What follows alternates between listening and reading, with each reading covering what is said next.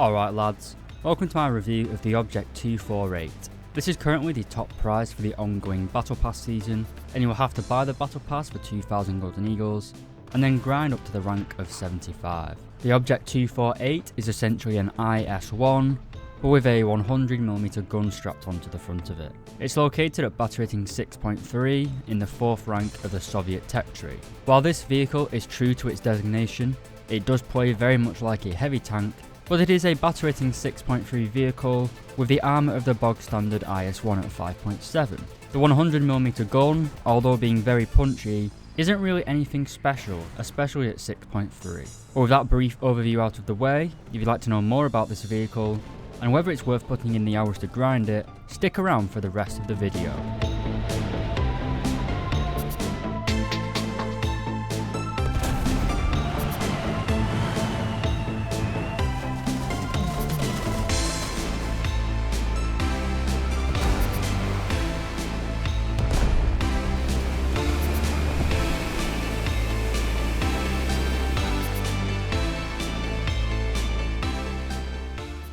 Alright lads, welcome back.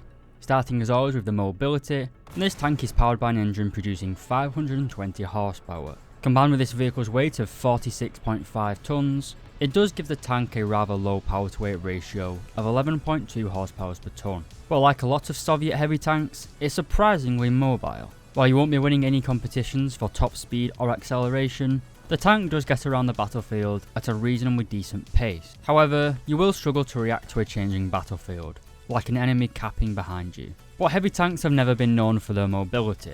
So what about the survivability? Well, we take a look at this image, we can see that the inside of the tank is pretty cramped. The gunner's knees are basically massaging the back of the driver's head, and the loader is sat uncomfortably close to a large cache of ammunition. Needless to say, that if a round actually penetrates the armour of the Object 248, the crew will involuntarily identify as astronauts and the turret launch into space. But what about the actual armour performance itself? Well, as I said, this is basically an IS-1 hull with some slight modifications to the turret. Anyway, if we take a look at the armour of this bad boy, its lower frontal plate is 100mm thick.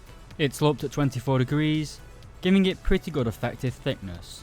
But this is a battle rating 6.3 vehicle, and lots of guns will be able to penetrate here. The actual hull of the tank itself is cast, therefore it has a variable thickness armour. But in dead centre, just above the driver's port, it's around 138mm thick, with a slope of 31 degrees. This sloping isn't really enough to bounce any shots, and again, most tanks will be able to penetrate your armour here. The Object 248 does have angled sides though. Again, it's a variable thickness, and around the centre of the side, it's around 205mm thick. While this is impressive, your enemies would have to be an idiot to try and shoot you here. They can just shoot you in your front part of the armour and go straight through. So you may get the odd bounce, but this armour is largely redundant. The Object 248 also has a very large turret, and from the front, the sides are obviously pretty well angled, despite only being 100mm thick. This gives you an effective thickness of 231mm. But again, like the angled frontal hull, an enemy would be stupid to shoot you here, so you can't really rely on it. And finally for the armour, the centre of the turret, or the gun mantler. Again, this is variable thickness, but it's generally only around 100mm thick. So while the Object 248 is a heavy tank, its armour protection isn't amazing to be honest. There are lots of tanks, even at battle rating 5.3, a full down tier that can easily penetrate your armour. And in a full up tier to 7.3, where you'll be fighting vehicles with heat FS, your armour is basically non-existent. Despite this though, I did find myself bouncing quite a number of rounds in this tank, and generally, you can be very aggressive with it and play it like a traditional heavy. So we've covered the mobility and the survivability, what about the firepower? Well, the firepower of the Object 248 in real life is a little bit of a mixed bag. By the time it entered development, German armoured vehicles had deteriorated so much that the Soviets found that the 122mm gun, with a little bit more advanced ammunition, was more than capable of penetrating enemy tanks. The 122 also had a better high explosive round, and that's why the Soviets stuck with the 122, at least until the T-54. In game though, the Object 248 is armed with the 100mm S-34 cannon. You can carry a total ammunition count of 31 rounds of ammunition, with a first stage ready rack of 9 rounds. Being a traditional Soviet vehicle, it has terrible gun depression, with only -3 degrees, but pretty good 18 degrees of gun elevation. The vertical targeting speed and the turret rotation speed are absolutely abysmal, so while this tank is very good if you meet an enemy head on, if an enemy gets around your sides and they get a better firing position or they fire first, then you're pretty much dead. Swinging the gun around on this thing takes an absolute lifetime. It's got almost as bad gun handling as the KV-1 down in rank 2. But as I said, if an enemy's right in front of you, pretty amazing tank. Anyway lads, taking a look at the reload speed, and with a stock crew, it'll take you 11.05 seconds to reload, and with an ace crew, that drops down to 8.5 seconds. This reload speed is actually pretty decent, at least compared to the traditional Soviet heavies around this battle rating, which are ran with 122mm guns. While those guns are very powerful, they have a similar level of penetration to this tank, but have pretty much double the reload speed. So in that aspect, the Object 248 is incredibly good, but as I said, the gun handling does leave a little bit to be desired. But what about the ammunition?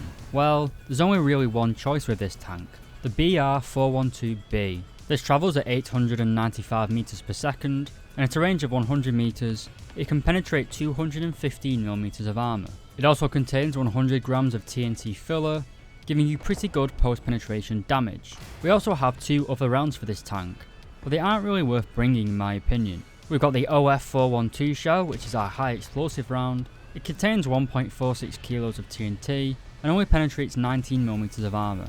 While I guess you could use this thing against the open top tank destroyers, as well as the SBAA, but the APHEBC round works just as well in my opinion. And finally, we have the 3D3 smoke shell. This is just a bog standard smoke shell, and I barely ever use it. So all in all, the firepower of the Object 248 is pretty good.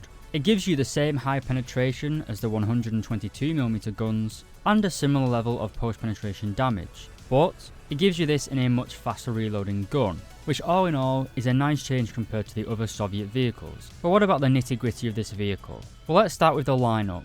At battle rating 6.3, does this tank have a lot of backups available? Well, if you can take a look at this image of my lineup, you can see it does have a lot of vehicles. Granted, most of them are premium that I've acquired over the years, but there are tech tree vehicles to back you up as well. Notably the 2S3M, the howitzer, which is pretty much overpowered at 6.3, the IS-2 1944 with its sloped armour and pretty decent gun, the SU-100P, it's got a very powerful 100mm gun despite being open topped. You've also got the new BTR-ZD for air cover, but probably the strongest vehicle that you can take alongside this tank is a T-34-100, the old premium Soviet vehicle that's also battle rating 6.3. It also has a 100mm gun, but has a slightly longer reload time, albeit with a slightly more penetrating round. So for lineup, I'd give this tank a 4 out of 5. The only real downside is a lack of an effective close air support. We then have the question, is this tank new player friendly? Well, it's a heavy tank with pretty decent armour and a reliable hard hitting gun, so I'd say that it is. Again, 4 out of 5. Value for money / value for grind. While this tank is quite unique, you have to pay for the battle pass and you have to grind it. But for the cost of 2,000 golden eagles, I'd say this is a pretty good pickup for a premium grinder. You do also have to grind up to level 75 in the battle pass to get it, but if you play War Thunder a lot, you're signing in daily and doing some tasks. Obviously it is going to take you a little while to unlock it, but I'd say it's a fairly decent pickup. Again, 4 out of 5. Is this tank meta? Well, not really.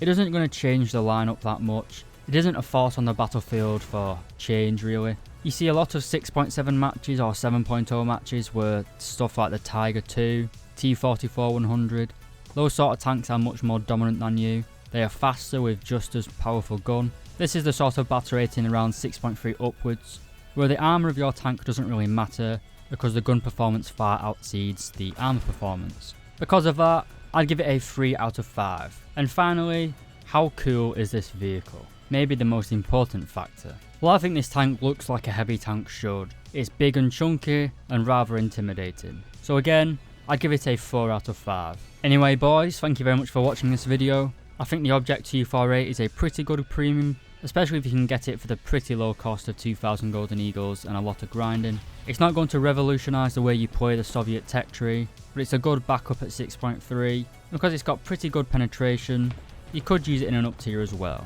I've played a lot of 7.3 games in it, and it performs pretty much the same in an up tier as it does in a down tier. Granted, the armour isn't as effective an up tier, but it's barely effective anyway at 6.3. Anyway lads, if you enjoyed the video, please do consider leaving a like and subscribing, and be sure to let me know down below in the comments what vehicle you would like to see reviewed next. And if you love the channel, consider becoming a channel member, like Nelly, Wolfie Fly, Joseph Metcalf, Tomster013, Tomato Salad, Just Someone, Dr. Bob, Doboa LX, Tans, William Tessier, and Lola Alfonsi. Thank you very much for becoming members lads, and I'll see you in the next review.